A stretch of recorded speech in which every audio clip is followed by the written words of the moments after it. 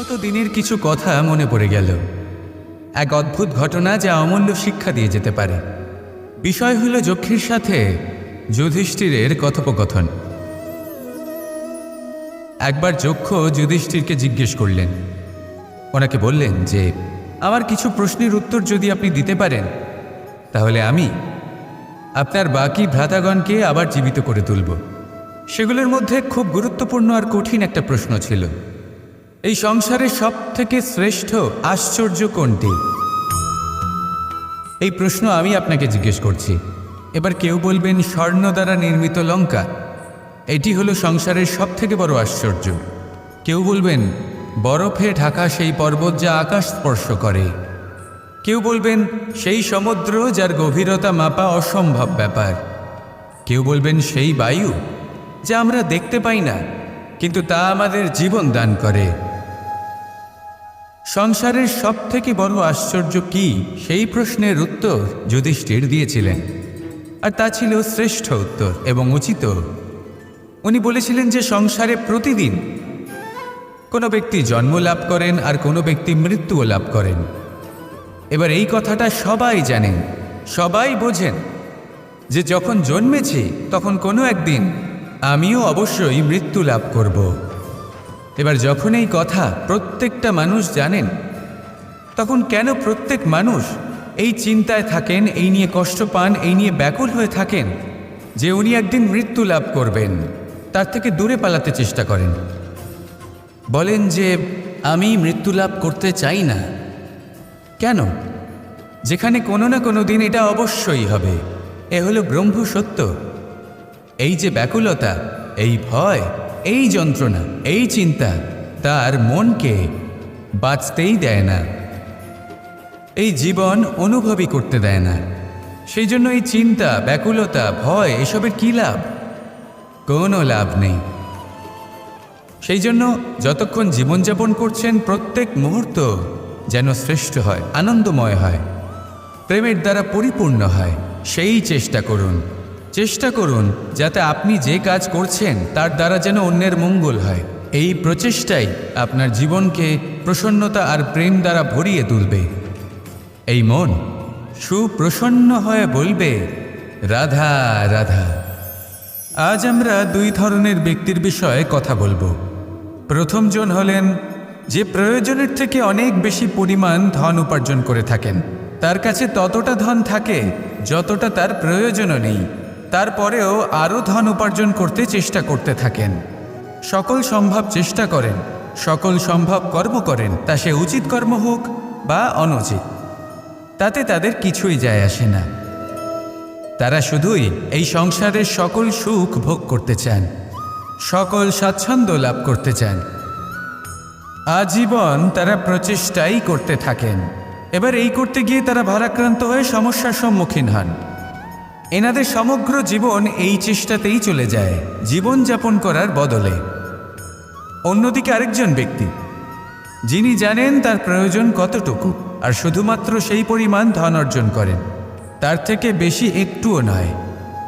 উনি যদি দুবেলা খেতে পান, মাথা গোজার ঠাঁই পেয়ে যান, সেটাই পর্যাপ্ত। তাতেই তিনি আনন্দে জীবনযাপন করেন, না কোনো বৃথা চিন্তা করেন, না কোনো বৃথা কষ্ট করেন। এবার আমি আপনাদের জিজ্ঞেস করব, এই দুই ব্যক্তির মধ্যে আপনি কোন ব্যক্তি হতে চাইবেন? বেশিরভাগ মানুষ এটাই বলবেন যে আমরা সেই দ্বিতীয় মানুষ হতে চাই যারা সন্তুষ্ট। কিন্তু যদি মন দিয়ে দেখেন, আপনিও সেই কর্মই করছেন যা প্রথম ব্যক্তি করেন। আপনারা সবসময় চেষ্টা করে চলেছেন, এটাও লাভ করতে হবে, ওটাও লাভ করতে হবে, আমার এটারও প্রয়োজন, ওটারও প্রয়োজন। আপনি অনেক কিছু লাভ করেছেন, কিন্তু প্রশ্ন এটাই যে আপনার কি সেই সব কিছুর প্রয়োজন রয়েছে? এর উত্তর আপনার অন্তর্মনে রয়েছে। আপনার মন জানে যে আপনার প্রয়োজন কতটুকু। সেখানে গিয়ে দেখুন।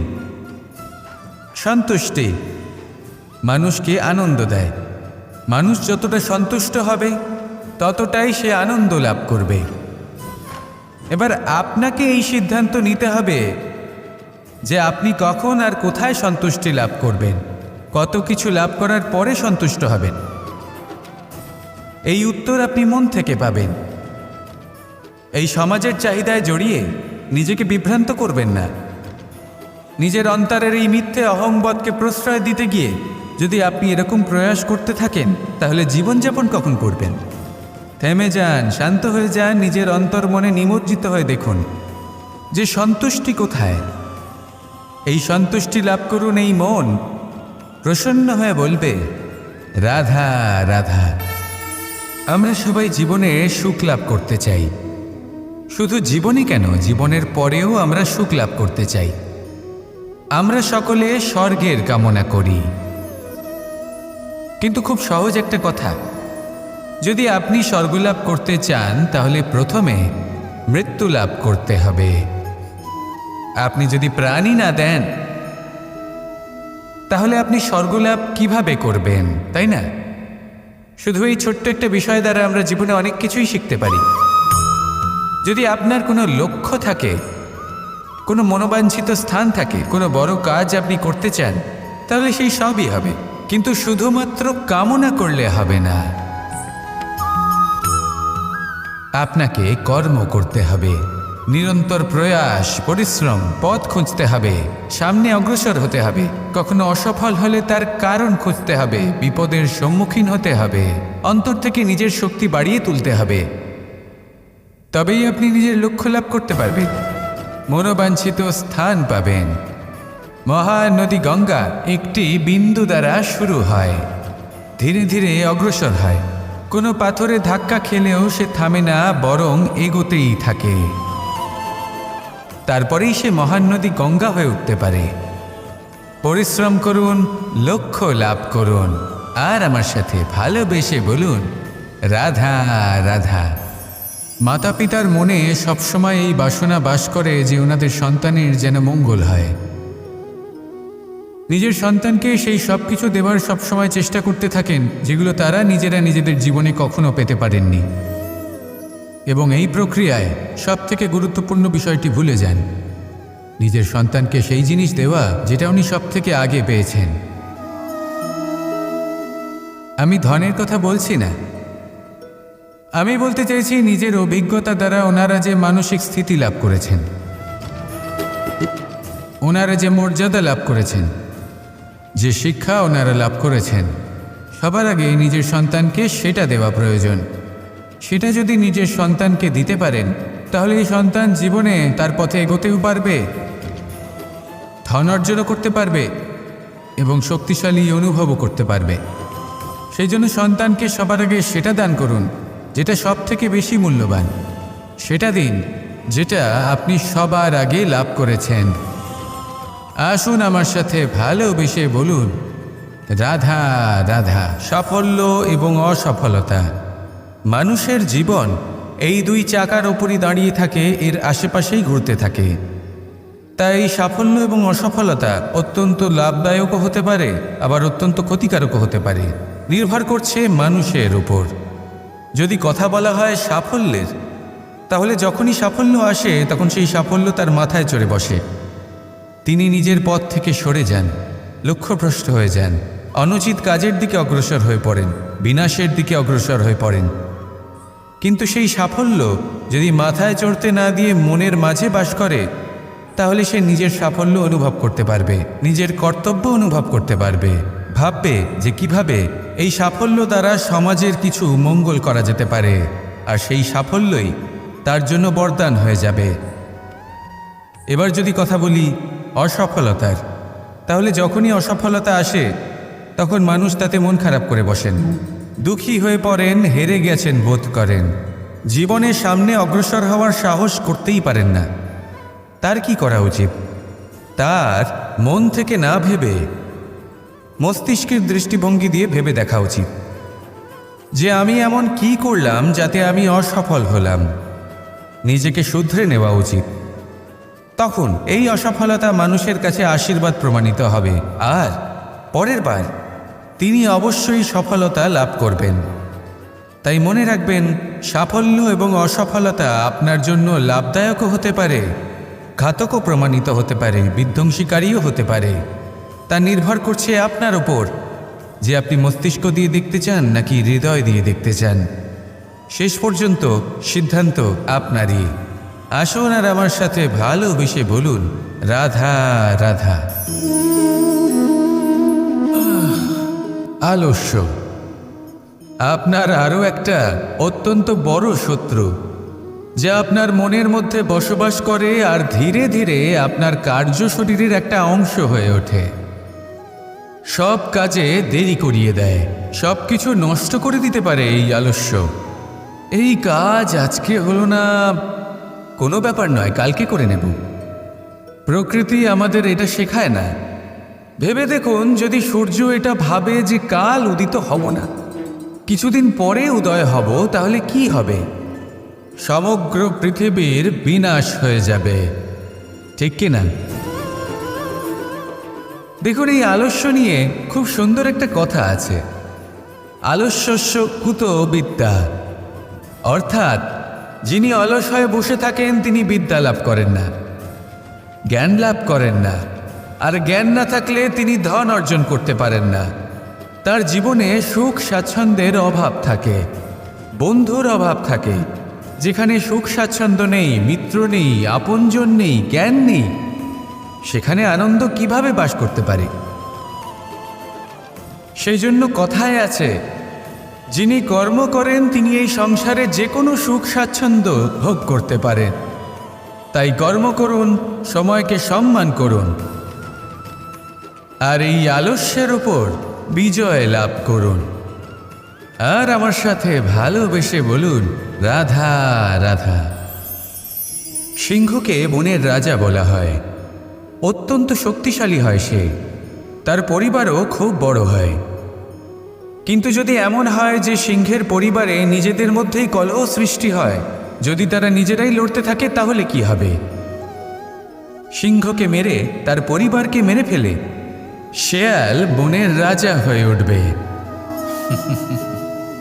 এবার এই কথা শুধুই সিংহের উপর প্রযোজ্য নয়, বরং প্রত্যেকটি ব্যক্তি, প্রত্যেক পরিবার, প্রত্যেক সম্প্রদায়, প্রত্যেক রাজ্যের উপর প্রযোজ্য হতে পারে।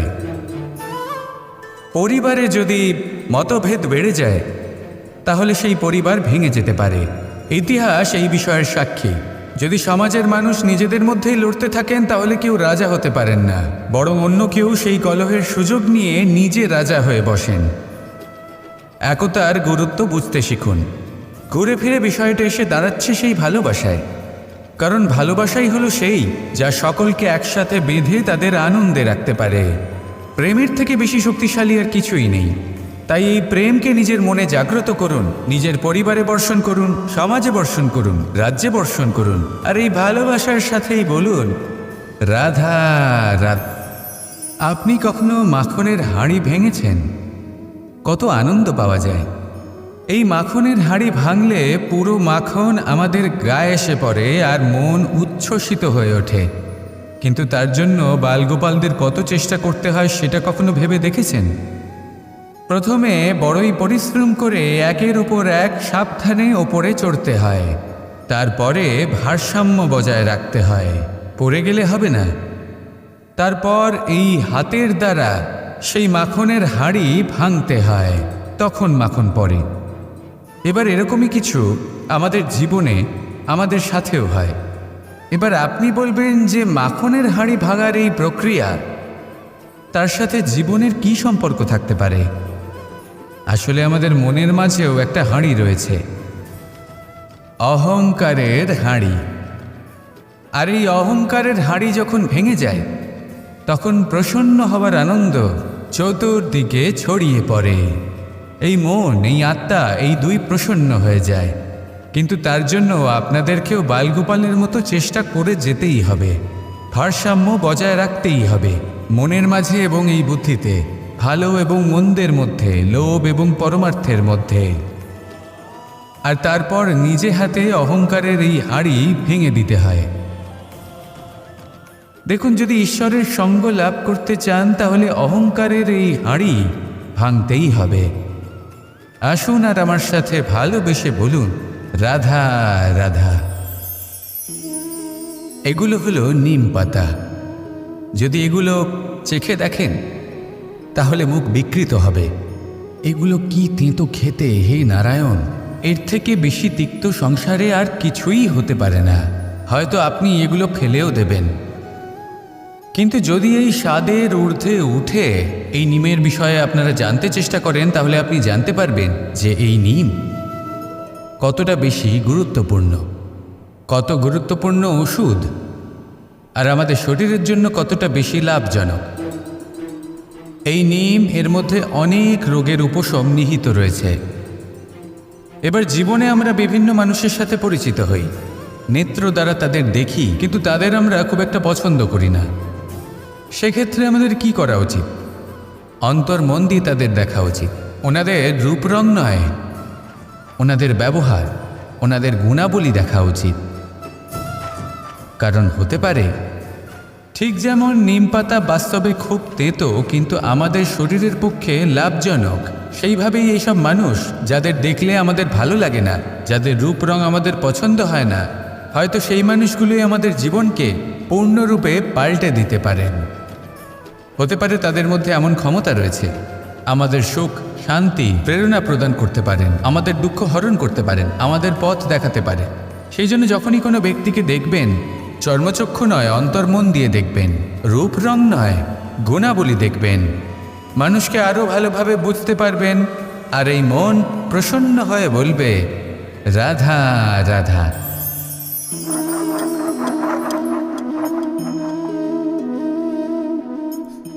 কোনো ব্যক্তিকে নিশ্চয়ই দেখেছেন যিনি নিজে কাঠ কাটার এই কাজে নিপুণ এবং অভিজ্ঞ।